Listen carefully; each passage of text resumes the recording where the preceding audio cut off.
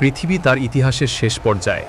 মানুষ নিজেদের কাজ নিয়ে ব্যস্ত, কিন্তু এক ভয়ঙ্কর সত্য লুকিয়ে আছে পাহাড়ের আড়ালে। একটি জাতি যারা ধ্বংসের প্রতীক্ষায় আছে, তাদের নাম ইয়াজুজ ও মাজুজ। পবিত্র কোরআন ও হাদিস অনুযায়ী ইয়াজুজ ও মাজুজ হল দুটি ভয়ঙ্কর ও অশান্ত জাতি। তারা পৃথিবীতে ফিতনা, ফ্যাসাদ ও বিপর্যয় সৃষ্টি করত।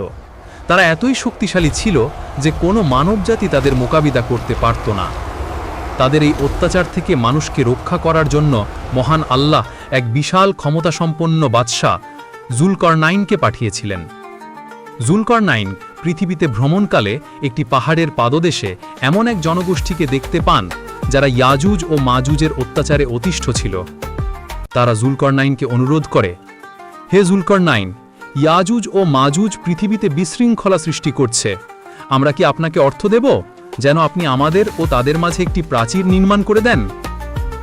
জুলকারনাইন তাদের উত্তর দিলেন, আমার প্রতিপালক আমাকে যা দিয়েছেন তা যথেষ্ট।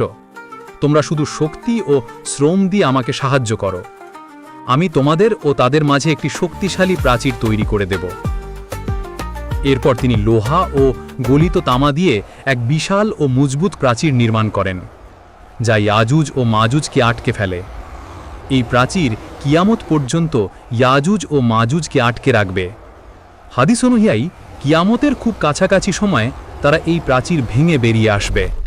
তারা পৃথিবীতে বিশৃঙ্খলা সৃষ্টি করবে, সমস্ত পানি পান করে ফেলবে এবং তাদের সংখ্যা হবে অগণিত।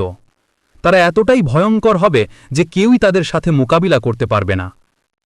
আল্লাহর নবী ঈসা আলাইহিসসালাম এবং তার অনুসারীরা তখন তাদের আক্রমণ থেকে বাঁচার জন্য তুর পর্বতে আশ্রয় নেবেন। অবশেষে আল্লাহ তাআলা তাদের ধ্বংস করার জন্য বিশেষ ব্যবস্থা নেবেন। ইয়াজুজ ও মাজুজের আগমন কিয়ামতের এক বড় আলামত। তাদের এই গল্প আমাদের মনে করিয়ে দেয় যে পৃথিবী তার শেষ পরিণতির দিকে এগিয়ে যাচ্ছে। আমাদের সকলের উচিত নিজেদের পাপের জন্য ক্ষমা চাওয়া এবং আল্লাহর পথে ফিরে আসা।